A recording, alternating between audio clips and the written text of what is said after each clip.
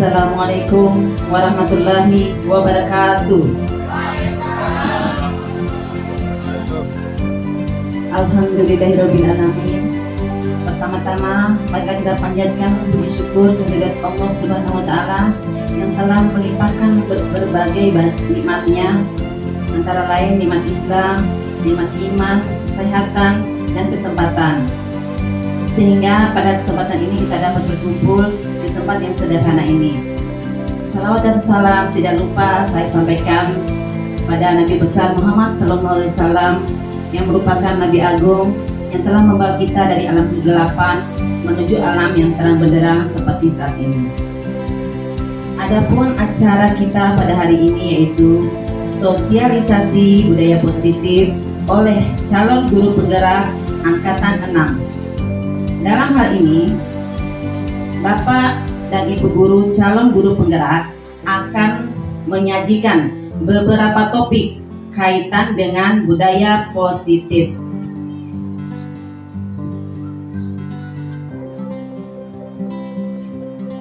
Antara lain, untuk pertama, materi disiplin dan nilai kebajikan serta 5 kebutuhan dasar akan disampaikan oleh Ibu Eni Panegoro SP. Selanjutnya, materi motivasi, hukuman, penghargaan, serta restitusi akan disampaikan oleh Bapak Abu Bakar SPD. Untuk materi keyakinan kelas akan disampaikan oleh Ibu Retsa Hasanah SPD. Dan nantinya materi terakhir tentang 5 posisi kontrol dan segitiga restitusi akan disampaikan oleh Ibu Istihara SPD. Selanjutnya, materi disiplin dan nilai-nilai kebajikan serta 5 kebutuhan dasar akan disampaikan oleh Ibu Eni Panegoro SP. Kepadanya disilahkan.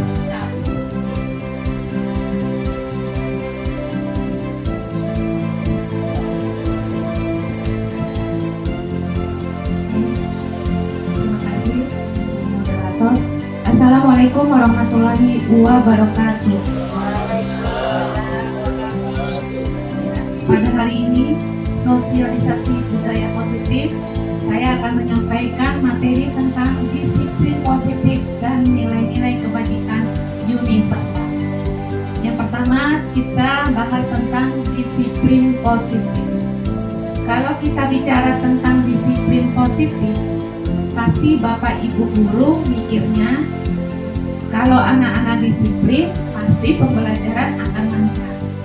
Kalau anak-anak disiplin pasti pembelajaran akan berjalan dengan aman dan menyenangkan. Benar nggak Ibu-Ibu? Oke. Selanjutnya, ya. Nah, makna disiplin di sini artinya adalah kita belajar Bapak Ibu guru. Nah, cuma budaya kita khususnya di Bima ya, kalau dengar, mungkin seluruh Indonesia, kalau dengar kata disiplin pasti dikaitkan dengan yang namanya hukuman atau ketidaknyamanan, aturan, tata tertib. Nah, seperti itu yang sering kita pikirkan. Nah, sebenarnya itu sungguh berbeda Bapak Ibu guru. Di sini kita belajar tentang disiplin positif itu tidak membicarakan tentang hukuman. Bahkan hukuman itu merupakan alternatif terakhir ketika upaya-upaya yang sudah kita lakukan sudah tidak mempan. Bahkan hukuman ini sebenarnya ditiadakan, tidak dibolehkan. Seperti itu Bapak Ibu guru. Nah, menurut pakar pendidikan yaitu Bapak Ki Hajar Dewantara dan Diana Glosen itu mengatakan bahwa disiplin merupakan kontrol diri. Jadi bagaimana cara kita mengontrol diri untuk mencapai suatu tujuan mulia. Nah, tujuan mulia ini berupa nilai-nilai atau prinsip-prinsip atau keyakinan yang kita yakini. Nah, nilai-nilai inilah yang kita sebut dengan nilai-nilai kebajikan universal. Jadi sebenarnya tujuan kita Bapak Ibu guru di sini berkaitan dengan disiplin positif, bagaimana cara kita menciptakan murid yang berperilaku sehingga ia dapat menguasai atau mencapai nilai-nilai kebajikan dan memiliki motivasi intrinsik, bukan ekstrinsik. Tadi sempat disampaikan oleh teman kita, Ibu Reksa. Nah, di sini nilai-nilai kebajikan itu merupakan sifat-sifat positif dari manusia, dari individu yang akan dicapai oleh masing-masing individu. Selanjutnya, Mbak Ibu.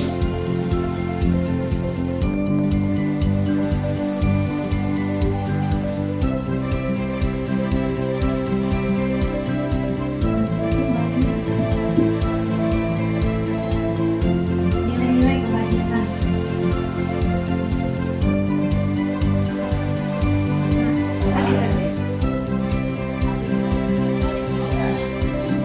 Nah, nilai-nilai kebajikan universal. Tadi kita sempat singgung. Di situ nilai-nilai kebajikan adalah sifat-sifat positif manusia yang merupakan tujuan mulia yang ingin dicapai oleh setiap individu. Nah, nilai-nilai kebajikan yang ingin dicapai oleh setiap anak Indonesia kita kenal dengan profil pelajar Pancasila.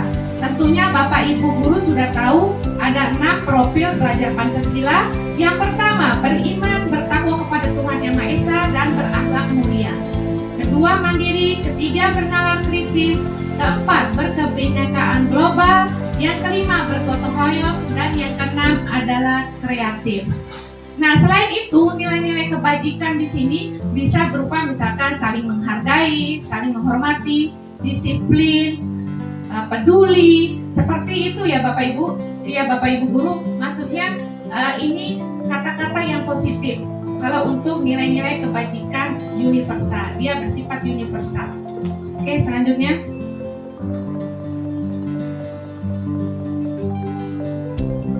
Tentang kebutuhan dasar manusia. Ya. Ada 5 kebutuhan dasar manusia. Ya. Ada 5 kebutuhan dasar manusia. Yang pertama bertahan hidup. Yang kedua, kasih sayang dan rasa diterima.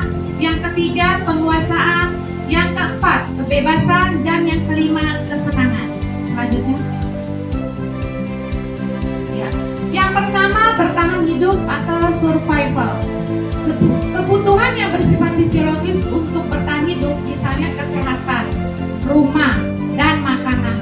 Termasuk kebutuhan biologis ini berhubungan dengan proses reproduksi, itu juga kebutuhan hidup ya Bapak Ibu guru. Selanjutnya yang kedua, kasih sayang dan rasa diterima atau kebutuhan untuk diterima. Kebutuhan untuk disayangi dan diterima meliputi kebutuhan akan hubungan koneksi sosial, kebutuhan untuk memberi dan menerima kasih sayang, dan kebutuhan untuk merasa menjadi bagian dari kelompok. Dan yang ketiga, penguasaan.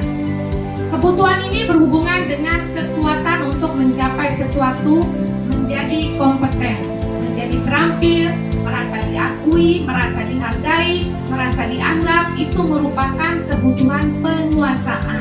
Selanjutnya, ya, yang keempat, kebebasan atau kebutuhan akan pilihan. Kebutuhan untuk bebas adalah kebutuhan akan kemandirian, otonomi, memiliki pilihan dan mampu mengendalikan arah hidup seseorang. Anak-anak yang memiliki kebutuhan kebebasan yang tinggi menginginkan pilihan, senang mencoba hal-hal baru dan menarik.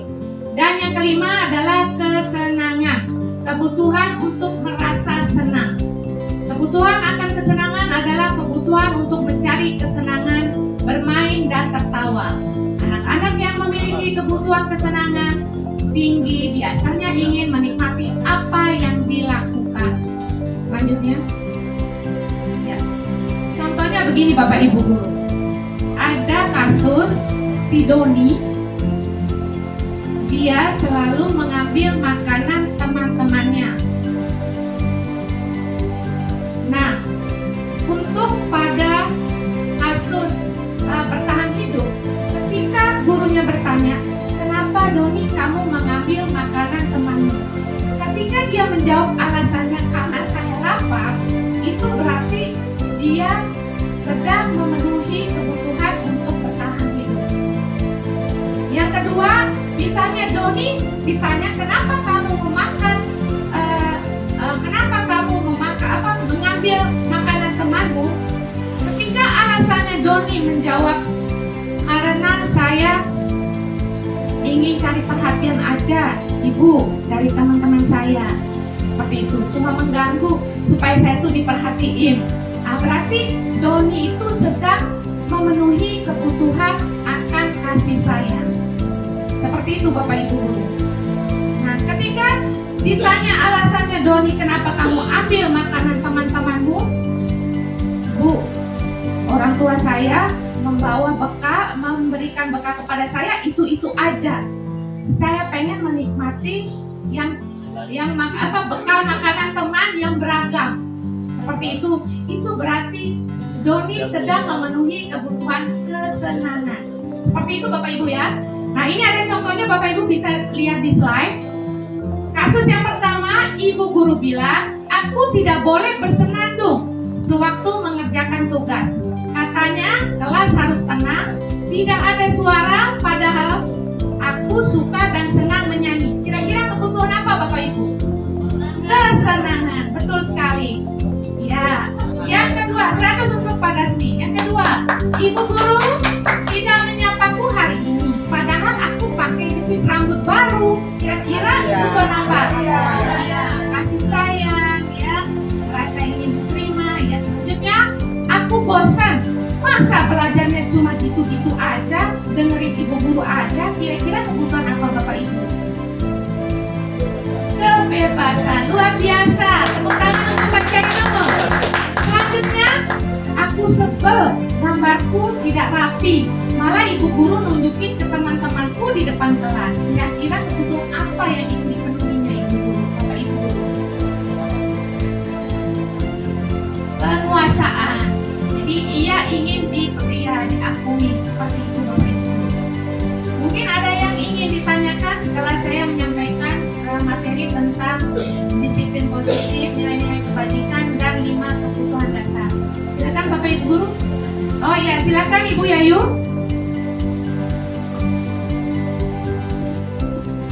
Terima kasih materi yang dilanjutkan.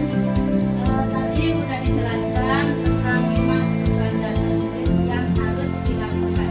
Sekarang saya ingin bertanya, apa pengaruhnya jika salah satu dari 5 kebutuhan dasar murid atau siswa tidak terpenuhi?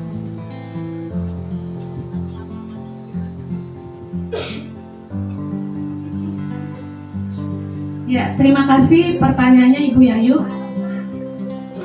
Jika murid atau siswa, langsung aja saya jawab ya. Jika murid atau siswa, apa pengaruhnya jika kebutuhan dasar, salah satu kebutuhan dasarnya tidak terpenuhi? Ya, nah kita sebagai manusia pasti mempunyai tujuan tertentu. Kita akan melakukan apapun untuk mencapai tujuan kita, untuk mencapai apa yang kita inginkan. Benar nggak Bapak Ibu guru? Ya. Nah, di sini salah satunya adalah pemenuhan kebutuhan. Kalau salah satu aja kebutuhan kita tidak terpenuhi, pasti kita akan mencari cara untuk mencapai kebutuhan tersebut. Mau caranya positif, mau caranya negatif. Begitu juga dengan siswa. Nah, kalau dia untuk memenuhi kebutuhan dasarnya dengan cara negatif, pasti dia akan melakukan pelanggaran, ya, atau indisipliner, ya, atau dia melakukan hal-hal yang bertentangan dengan nilai-nilai kebajikan.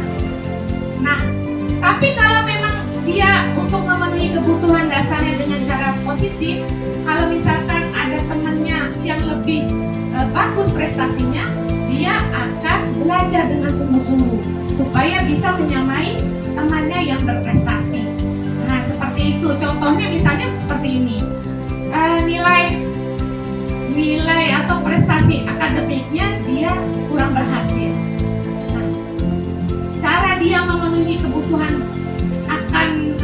dasarnya dia adalah dengan cara yang negatif, seperti misalkan dia itu melakukan istilahnya itu mengejek teman-temannya, atau seperti itu minta perhatian dari teman-temannya. Nah, itu adalah cara-cara negatifnya. Nah, di sini kita berusaha untuk bisa memenuhi kebutuhan dasar dari siswa-siswa ini ke arah yang positif. Seperti itu Bapak Ibu Guru. Ada lagi pertanyaan mungkin? Pas ya? Oke. Saya cukupkan dulu pemaparan saya hari ini. Terima kasih atas perhatiannya. Assalamualaikum warahmatullahi wabarakatuh. Waalaikumsalam warahmatullahi wabarakatuh.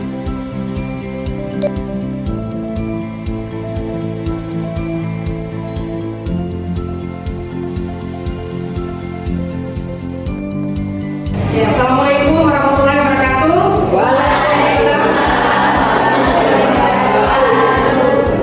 Hari ini kita akan membuat keyakinan kelas untuk kelas 81. Jadi membuat keyakinan kelas ini akan dipandu oleh Ibu Eni Panegoro. Jadi untuk memulainya silakan Bu Yuni untuk membuat keyakinan kelas untuk kelas 81. Iya. Terima kasih Ibu Yuni.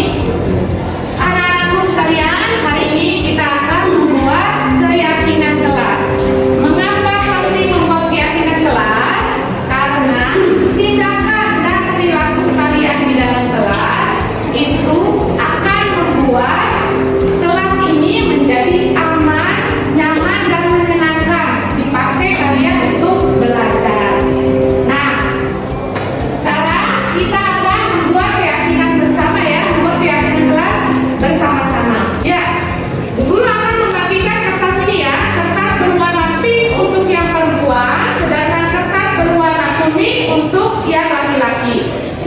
Silakan kalian tuliskan apa yang kalian inginkan atau yang kalian yakini untuk kelas kalian. Berupa seperti aturan, tetapi nanti bukan aturan ya, nanti akan kita simpulkan bersama. Ya, silakan.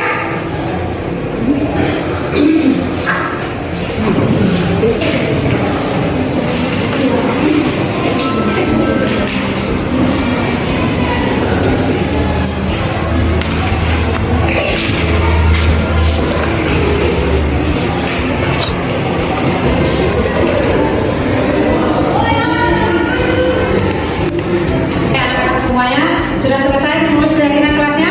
Sudah. Selesai, silakan ditempelkan di depan apa keyakinan kamu.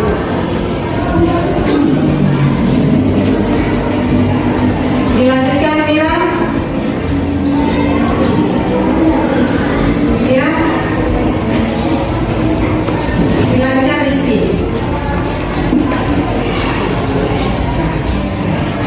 Rizky.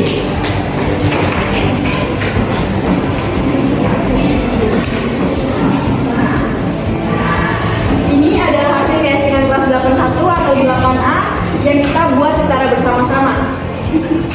Menghormati guru yang sedang menjelaskan, tidak boleh membuang sampah sembarangan, tidak boleh mencontek saat ulangan, berdoa sebelum dan sesudah belajar, toleransi dengan teman, saling peduli pada teman, harus mengerjakan Tidak boleh tambah, menghormati guru, saling membantu menjaga kebersihan, dilarang membawa HP, harus mengerjakan tugas dari guru, rajin belajar. Ya, berdasarkan keyakinan kelas yang telah kalian buat secara bersama-sama, di situ masih terdapat kalimat yang sama ataupun kalimat negatif. Sedangkan untuk membuat keyakinan kelas, kita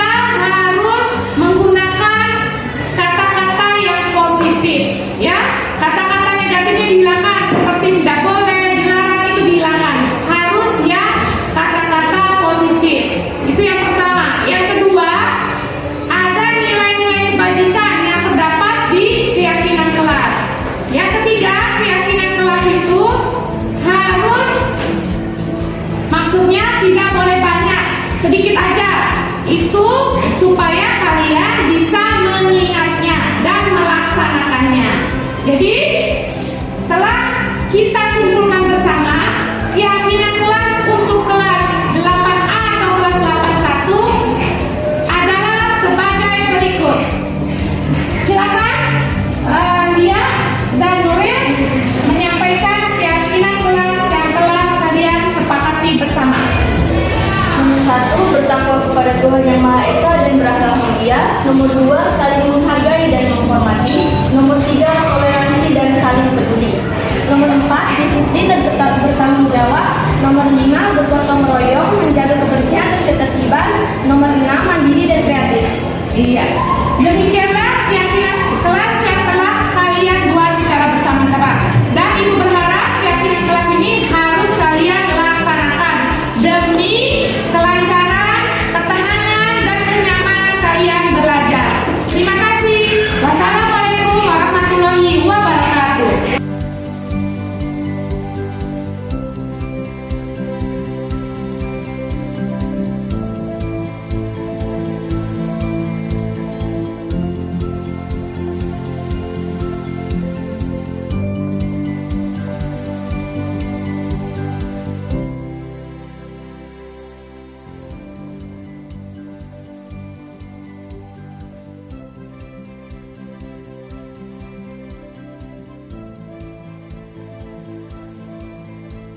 Bismillahirrahmanirrahim. Assalamualaikum warahmatullahi wabarakatuh. Perkenalkan, saya Ida Asretinor, SPD, Kepala SMA